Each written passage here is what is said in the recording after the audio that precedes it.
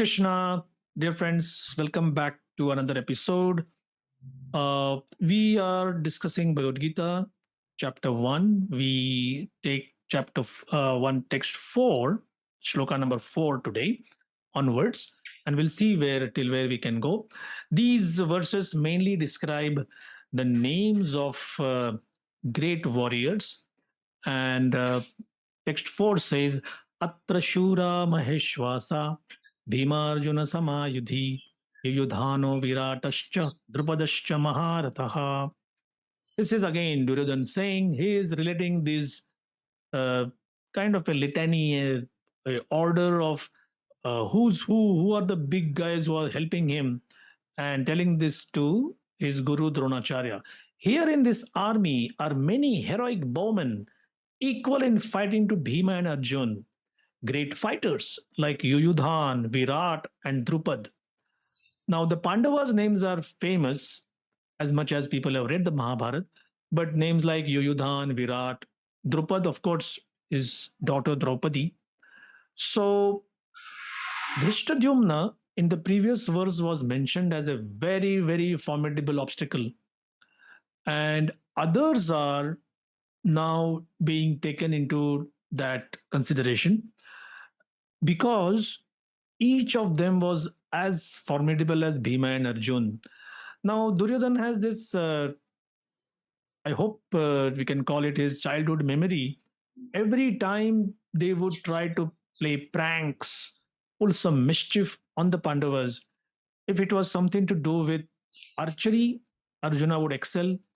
If it was something to do with strength, like they would throw some stones or tie their hair and just climb a tree, and Bhima would just come, and with his strength he would just shake the tree so much that they would all just fall down like ripe fruits. So right from the beginning he had this problem, so therefore he knows their strength, and he is comparing uh, especially Bhima before the battle has taken vows. One is that I would personally kill each and every son of Dhritarashtra. Now he knew that, hey, this person can make it. Bhima can actually do it.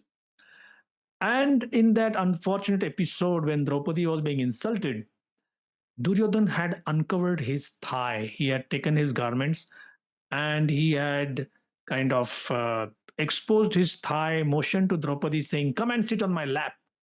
You are just like a loose woman. You are fit for my enjoyment."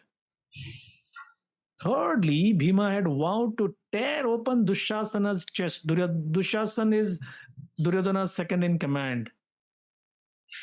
Pry out his heart and drink his blood.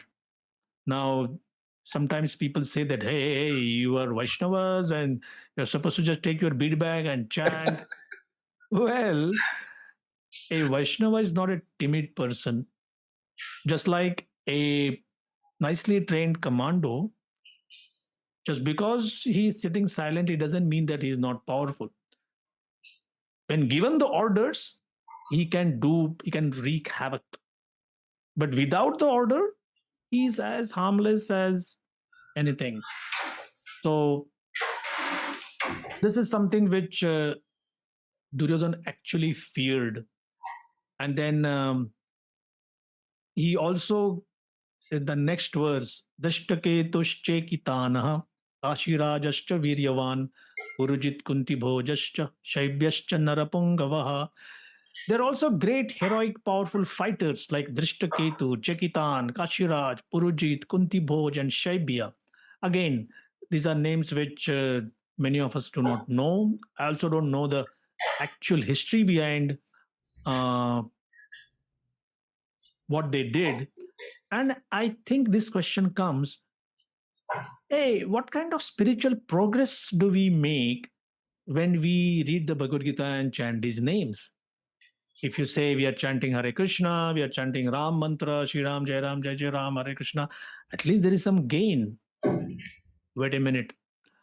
Our acharyas say there is a principle called Nirbandha Krishna Sambandhe. Wherever there is a connection with Krishna, that also gets Krishnaized. Just like a copper wire in touch with a electrical point gets electrified. So that is one thing that even these names are good enough when we chant or when we read the Bhagavad Gita. Should I go ahead? Or you have to add Yes, any yes. points? Okay. No, please So go text ahead. 6 is Yudamanyuscha Vikranta Uttamaujascha Viryavan Saubhadro Draupadeyascha Sarva Eva Maharatha. Ratha is a chariot. Rathi is a chariot fighter. And Maharatha, there is a big description in Mahabharata of Rathi, then Atirathi, and a Maharathi. So, like, somebody can fight with hundreds, somebody can fight with thousands, somebody can fight with thousands. So, these are the big guns. Here, the Duryodhana is saying there are the mighty Yudhamanyu, the very powerful Uttamauja, the son of Subhadra, and the sons of Draupadi. All these warriors are great chariot fighters. So the son of Subhadra is, of course, Abhimanyu, who had a very tragic death later. And each Pandava had one son from Draupadi. And they also have come here to fight. So he continues later, he continues further, Duryodhan. Asmakam tu vishishtaye tan niboda dvijottama nayaka mama sainyasya sangyartham tan bravimite. But for your information, O best of the Brahmanas, he is talking to his guru, let me tell you about the captains who are especially qualified to lead my military force. So, which means he has given a list of an estimation of the strength of the opposite army. And now he's saying that, well, I am also quite quite prepared. Do you know what I have? This is text 8. Bhavan Bhishmascha Karnascha Kripascha Samitinjayah Ashwathama Vikarnascha Saumadattis Tathaivacha. There are personalities like you, Bhishma, Karna, Kripa, Ashwathama, Vikarna, and the son of Somadatta called Bhurishrava, who are always victorious in battle.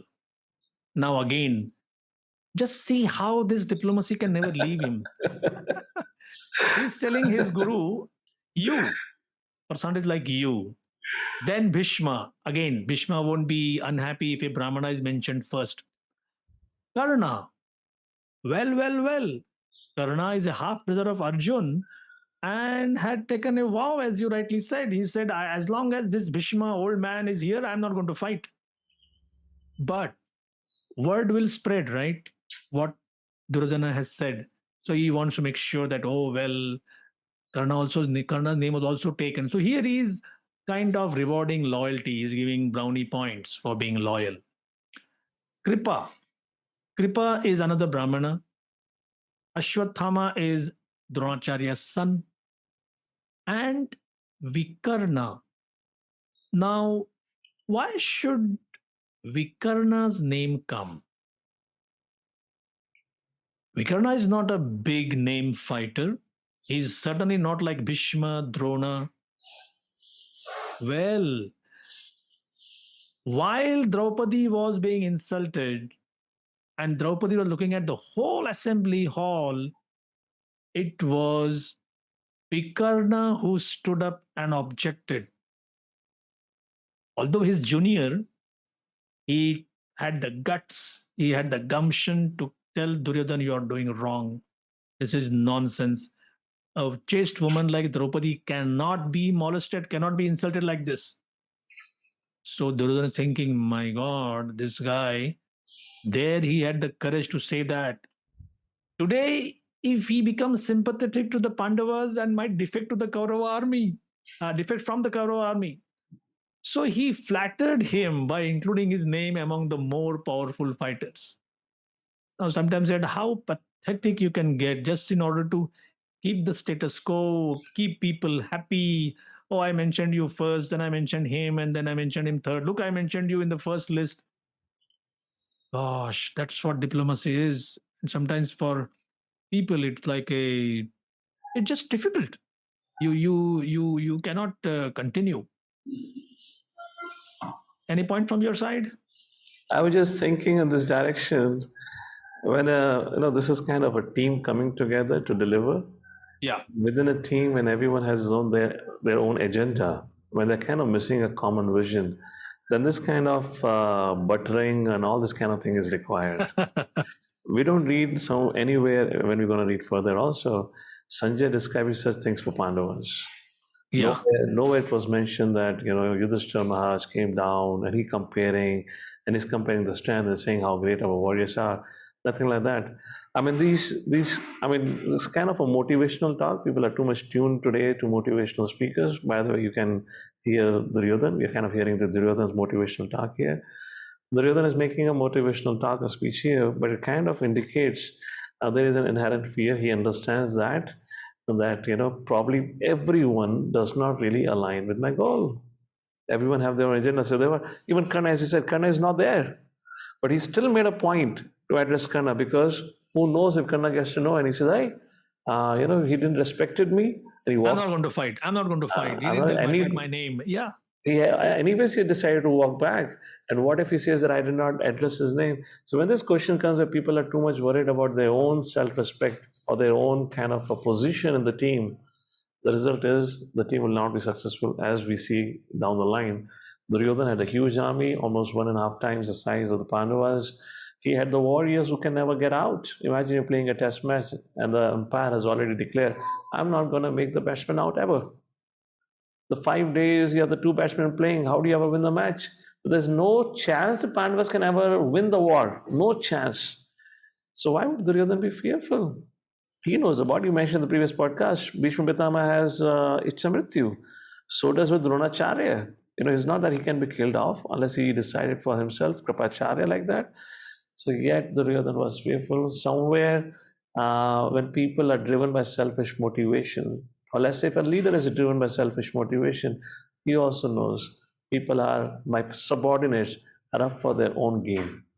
That is how something becomes visible to me from here. True. Very true.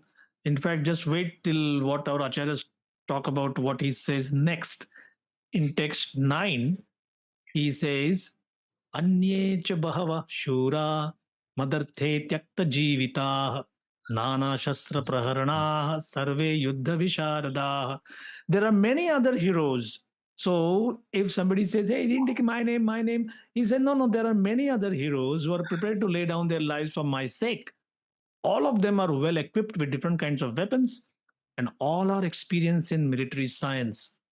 So very strange, but it is said that in many Puranic stories, Mother Saraswati, she sits on the tongue of someone, and even if that person is hurling vile abuses at Ram or Krishna, she always gives her own rendition. So sometimes for demons, many times for devotees also, like Indra when he's angry with Krishna and calling him Aho, Vachalam, Balisham, Panditamanina, Anamra. Actually, Saraswati says, no, there is another meaning which I will reveal later. So, Anyecha, many others, Bahava, Shura, very fearsome, formidable warriors, Madarthe, for my sake, Tyakta Jivita. They have come down to lay down their life for me. Actually, it is said this is a foretelling because whoever joined the battle of Kurukshetra did not return. So, in one sense, it is already concluded. Although Duryodhana was very proud of his military strength protected by Bhishma, still, Tyakta Jivita, they are going to die. Now, Duryodhana has his confidence.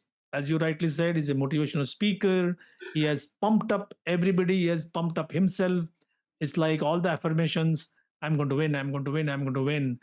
And, all those motivational posters, you see a meek little cat looking at a mirror and there is a big lion looking back.